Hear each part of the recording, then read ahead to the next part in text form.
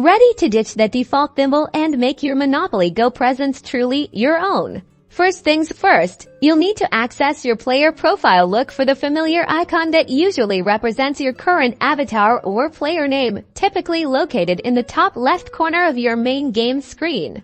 Once you're in your profile, scan the options for a section labeled tokens or something similar. This is where the magic happens. Here, you'll see a delightful collection of tokens you've unlocked during your Monopoly Go adventures. Tap on the token you want to preview. See a token you love? Simply tap the Equip Token button if it's a new token. This action immediately puts it onto your player avatar on the board. And just like that, you've transformed your appearance on the virtual board.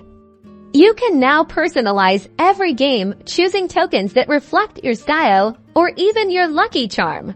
Remember, new and exciting tokens are often awarded through events, challenges, and special packs. So keep playing to expand your token collection. Get out there and make your mark on the board. Don't forget to like this video and subscribe for more Monopoly Go tips and tricks. Happy rolling!